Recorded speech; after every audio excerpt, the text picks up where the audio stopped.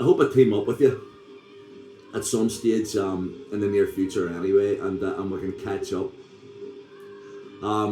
But as I say, I mean, back then that was all my integration into because Joe was there whenever I was with Eddie Gregg and Kirky and Lawrence the bin man before I went on. Lawrence, who had the unfortunate bin lorry accident, but that was like the back then, practicing in bands and even going on to the next band and the next band. You never dreamed ever in your life that you would be then up,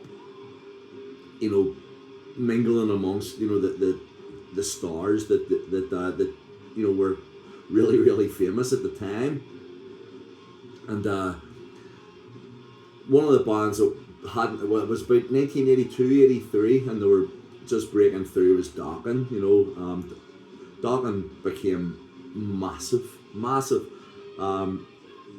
And It's Not Love, and they did the music for one of the Nightmare on Elm Street movies and everything, and George Lynch was the guitarist in Dokken, and he became probably up there with, I'm not sure if he would really be up there with Eddie Van Halen, and as kind of being an originator, with regards to lead playing.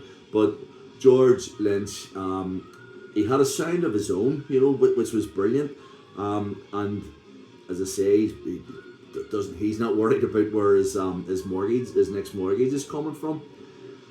But so in 2000, 2006, 2007, then I met up with my now good friend Robert Mills, Spanish promoter, and he said to me, "Do you think that you guys could back George Lynch on a couple of dates in Spain?" And I was going, what do you mean? He says, well, all he needs, because what George was doing was, and this was, the promoter didn't like the idea of taking this version of George to Spain, but he was like doing these guitar clinics. So he was setting stuff up like a CD player with a backing track in it, and then he was putting on the guitar and playing along to the CD, and audiences were still enjoying seeing him, play the guitar and stuff, but it wasn't exactly what, because what do you charge for that sort of thing, because, so Robert said to me, Luke, do you think that Davy Bates, Graham, and Keith at the time, no, in fact, he really only needed Davy Bates and Graham, that was it at that time, because obviously George was going to be the guitarist.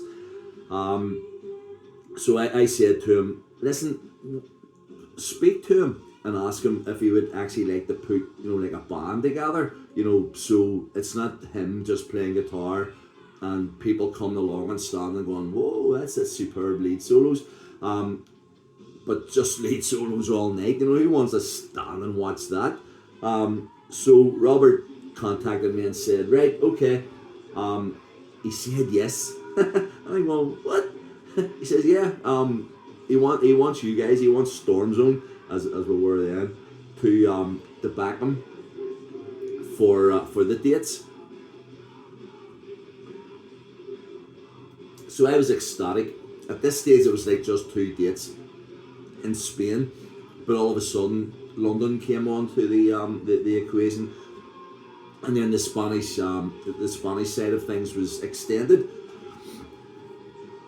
So we were practicing all these Dokken songs, and what we had to do actually was, well, it wasn't that we had to do it, but we wanted to do it, because then we could actually turn George Lynch's guitar clinic into like a legitimate full-blown gig, for people to go along, and you didn't have to be an aficionado of guitar. You could be just a rock fan, and go along and hear Dokken and George Lynch mob songs. And so in order to do that, then there needed to be a support band. Who were the support band for George Lynch with Storm Zone? Okay, you've had enough time. It was Storm Zone. So we were to go on and play for 45 minutes as Storm Zone.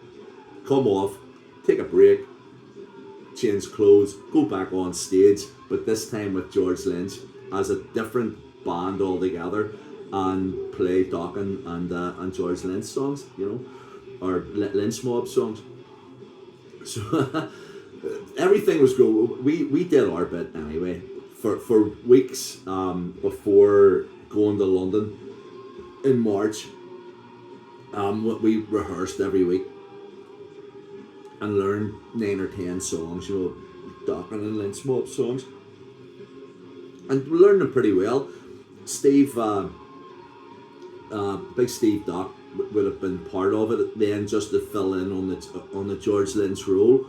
But then Keith, the guitarist, because Keith was Keith Harris, fantastic lead player, brilliant guitarist just in general. He's an amazing guitarist. But I was really sad because he wasn't basically being classed as, because it was meant to be George Lynch's show, so Keith wasn't meant to be in the equation. It was going to be George Lynch, then Graham, the bass player, Davey, the drummer, and me singing. So I said to the promoter, Robert, can you contact George and ask him if it would be okay if we brought Keith? Because we need him in Storm Zone. So while he's there for Storm Zone, he may as well come on stage and play rhythm and lead, a couple of wee licks or whatever, or just basically play rhythm while George is doing his, and it'll fill out the sound. And again, George got back and said, not a problem, no worries. If you guys are on fire, then that's going to make me, make things even better for me. So we rehearsed. Big Steve, he stepped aside. Keith stepped in. We went over to London. We were playing in the Camden Underworld, and there was a really, really healthy audience, coming in. And but I mean, you see, just before that, and this was a real bollocks, but I just developed a real bad, flu sort of thing. So I was coming to the end of it, but I was still, a bit ropey. So I had my medicines and stuff, along a shelf, and the cops came in, and they were going, do you mind if we, and I went, listen, that's ibuprofen, that's Paracodol, that's Cavonia. And the cops went, that's very refreshing, seeing legitimate medication there in a band's dressing room.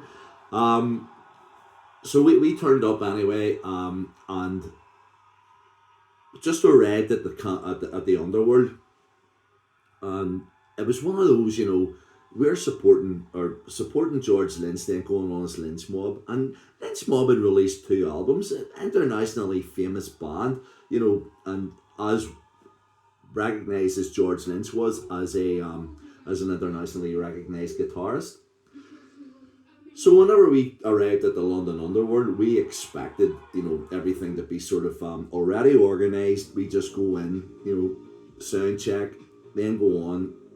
When we arrived at the London Underworld, there was nothing there except an empty venue and no equipment, no nothing.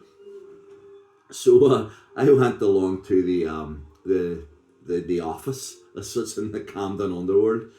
This is a big venue, in London, and said to the guy, listen, he says, did you not bring your own equipment? I said, we flew over from Belfast to London. We're not going to fucking bring 4x12s and Marshall amps and cymbals and stands and drums. How are you going to do that, He says, all right. He says, well, I think we've got a drum kit somewhere, stashed underneath a set of stairs there or whatever.